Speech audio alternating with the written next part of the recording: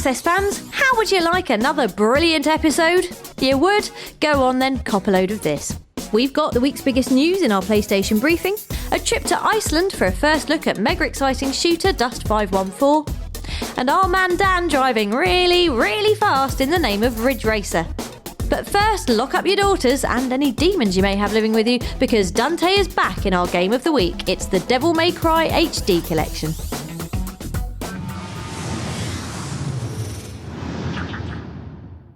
Think of the Devil May Cry HD collection as a crisp, poignant farewell to the steel-haired dreamboat we all either used to want or want to be.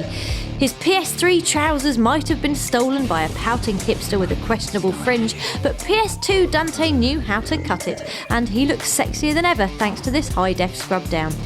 Naturally, your first port of call should be the 2001 original, a game that fuses twin pistol shootery with balletic swordsmanship and more trash talk than a stadium full of 13-year-olds. Sword. Time to go to work, guys. In a time when everything was shamelessly ripping off The Matrix, Devil May Cry punched above the swooping camera angles and throbbing techno beats with its memorable cast and sublime combat system.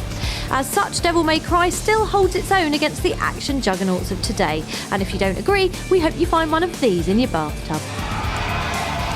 Devil May Cry 2 shifts the focus from brawling in tight confined areas to brawling in big open ones instead. New for Dante are the abilities to dodge attacks like an overzealous parkour nut, scramble up the side of buildings, and have a lady friend called Lucia.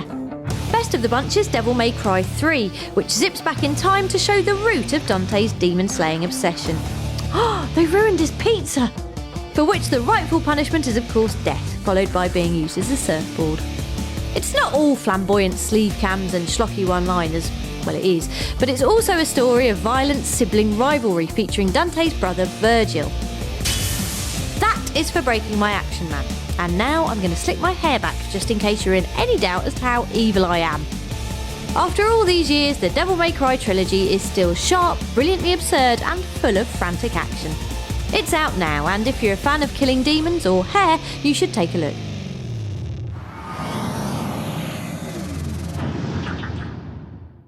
Watch your step, folks, you're entering a news minefield. Yep, it's time for your PlayStation briefing.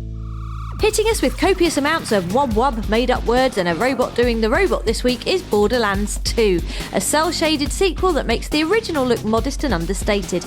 After trying the game out for ourselves, we caught up with Gearbox Software's Stephen Ball to talk all things Pandora. The feeling in Borderlands 2 is a much bigger experience and much more world exploration. You're going to see a lot more Pandora this time around.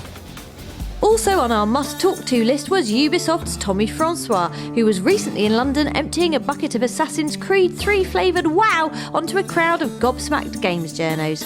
We all have perceived notions of who Benjamin Franklin is, who George Washington is. It allows us to explore different facets of these characters and hopefully help the player learn things about history in a less boring way than going to school. To finish off, Sackboy's back. The Hessian wonder has ditched grappling hooks and cake launchers for cardboard motors and wheels made of sponge for Little Big Planet karting. It's being cooked up by Mod Nation developer United Front, so expect a dizzying level of customisation and lots of blowing up other cars, in a mum-friendly, non-violent way of course. That's briefing done for now. We'll be back with more news next week.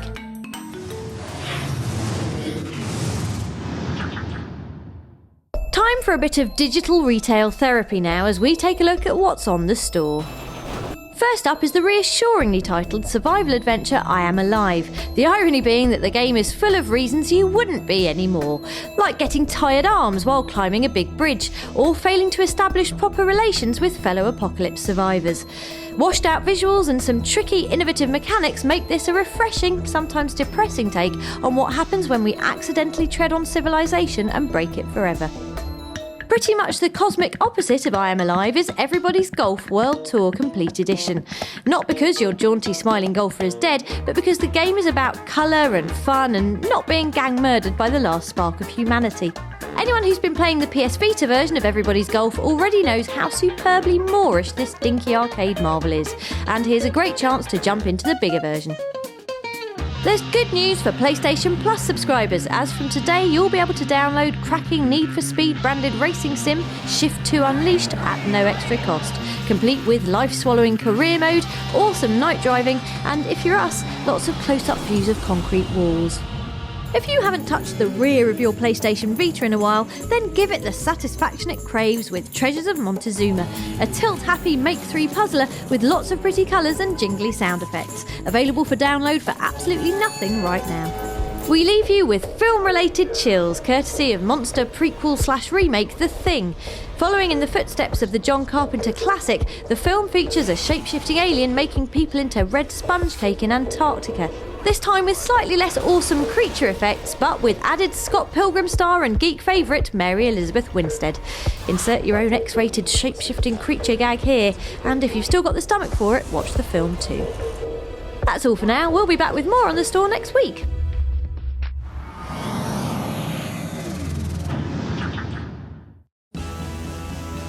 Driving like this in the awesome Ridge Racer Unbounded is, well, awesome, but even better, and it turns out more terrifying, is doing it in real life.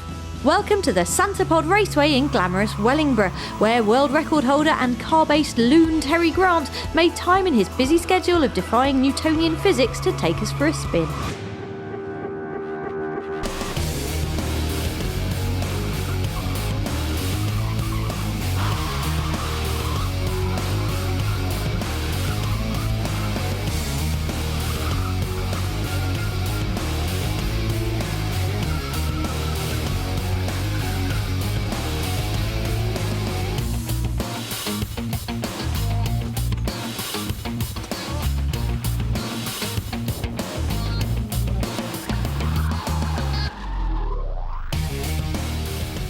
Thanks to Terry and all at Namco Bandai for a brilliant day at the track. And remember kids, drive safe even if you're driving sideways.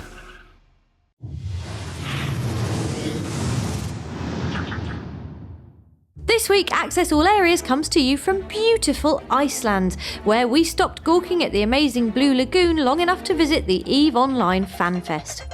What the heck are we doing at a PC gaming event? The answer is getting a first look at Dust 514, the upcoming PS3 shooter set in the persistent EVE universe. And if all that sounded like gibberish, here are the lovely folk from CCP Games to explain. EVE Online is an MMORPG set in space where you are a captain. So it's a game about territorial conquest. It's a game about, blowing people up. And Dust is filling in a void, what happens on the planets. What war can we see on the planets? So with Dust, we're kind of taking a peek into that. It's a chance to affect other people in another game even, in EVE Online, with, every shot. So if you want, you can blow up the ships of PC players all from your PS3. Excellent. In between all the keynotes, we caught up with some of the mega-dedicated EVE community and got their thoughts on Dust 514. Looks like a lot of fun to be, a fast-paced shooter. Lots of cool vehicles. Anyone who played EVE, you'll like it. Same fittings, all that stuff. I think it'll be interesting what's going to happen with it, because that might mean that more games will want to open up and do cross-platform gaming. The interaction between EVE and Dust it's a brand new thing, so it looks very interesting. Suitably stuffed with EVE lore and cocktails, we hit the FanFest party dreaming of all the alliances we'd make and the enemies we'd vaporise. Keep your eyes peeled for more Dust 514 coverage in the run-up to the game's summer release.